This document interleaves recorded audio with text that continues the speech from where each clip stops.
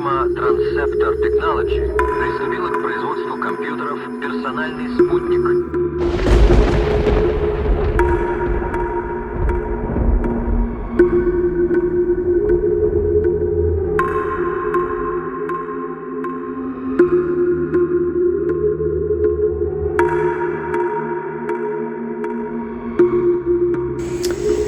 Alright, here's another Late Night Lunacy.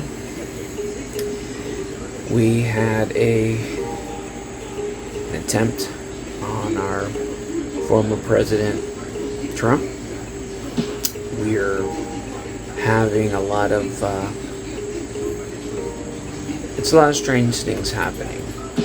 But I do believe in my heart that we're moving towards a positive timeline.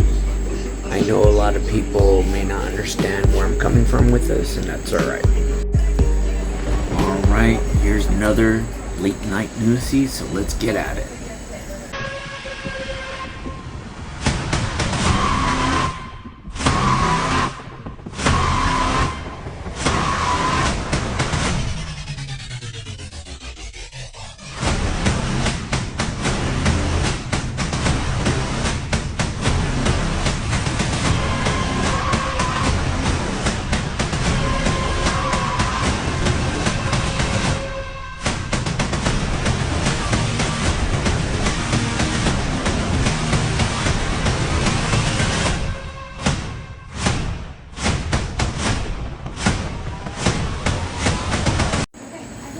So definitely looking at all of those predictions, what do you think might happen?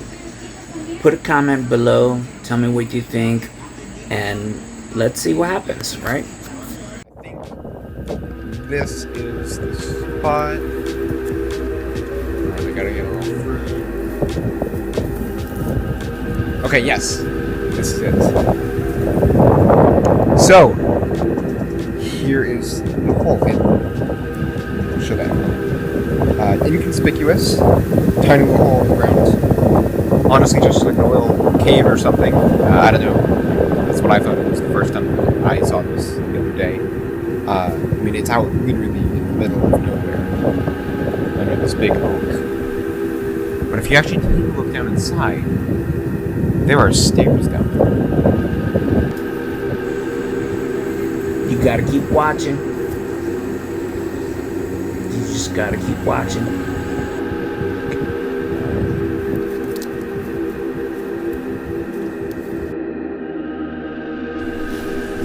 So I didn't notice this before. Last time I was here, it was in a rush and it was a lot darker out, but it looks like these stairs used to go up further. So what I find really weird is that all the lights, these lights are on.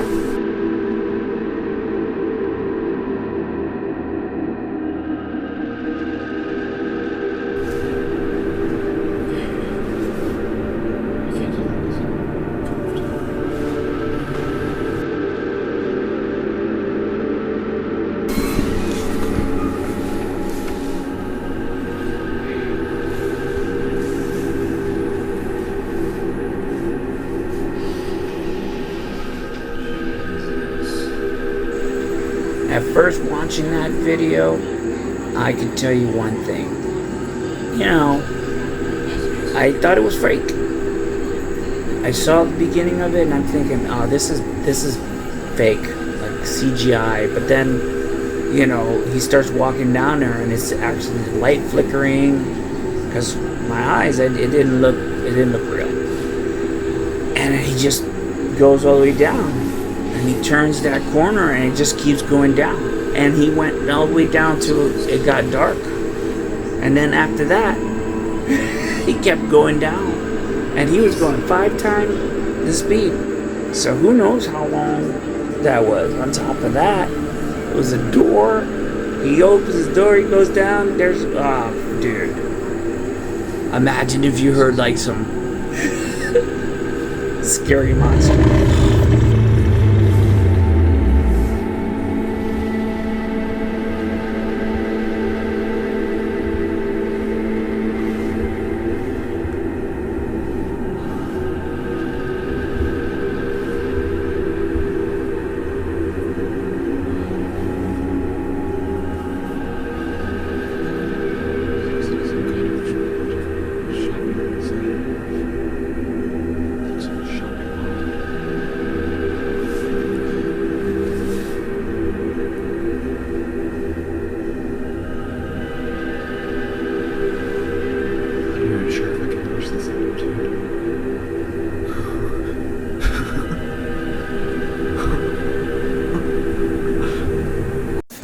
Man, that just looked like he was in the back of a mountain and somebody built some kind of like a mall, abandoned mall or something. Or I don't know, where was this guy? Alright, this next clip isn't scary. It's kind of like one of those things in politics, but this is, you know, dealing with Puerto Rico.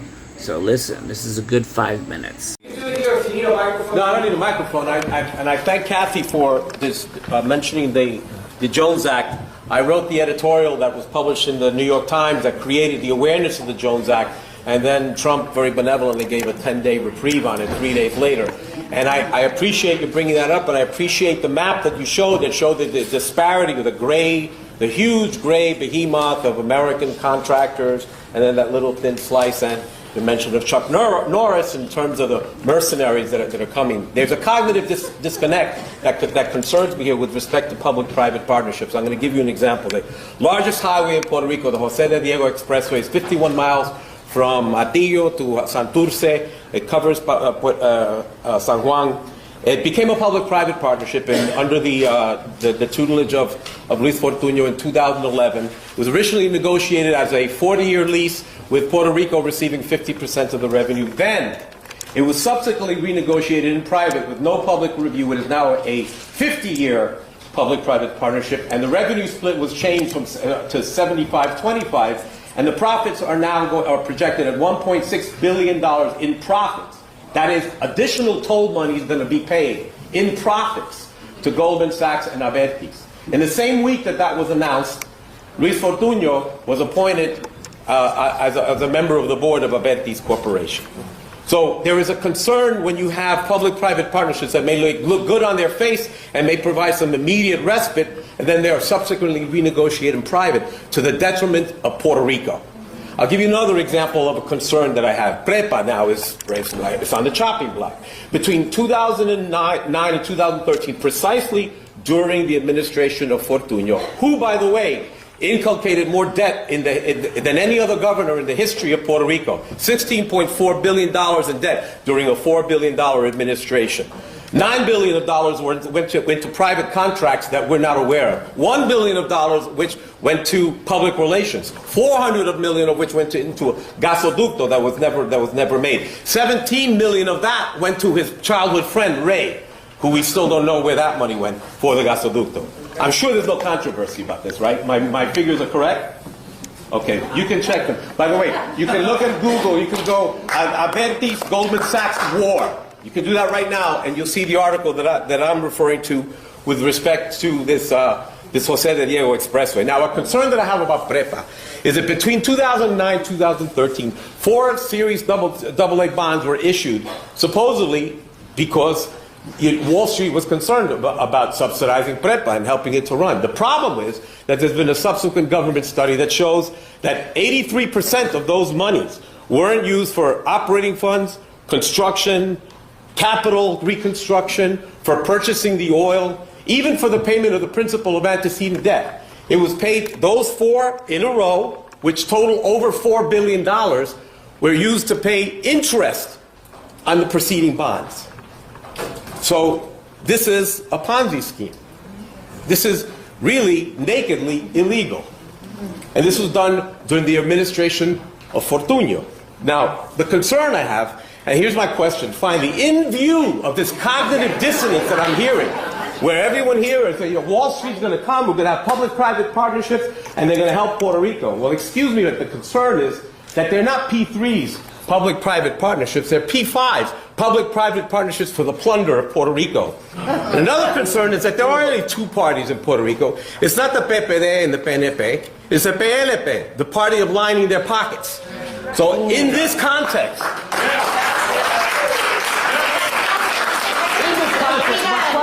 Kathy, my question is, in this context, when will you explore the possibility of pushing hard with all your advocacy skills and accumulated political capital towards to the ending the Jones Act in Puerto Rico, allowing for a capital accretion in the island so that we don't have this hoard, because that's all the P3s are going to do. All the P3s are going to do are going to accelerate that disparity.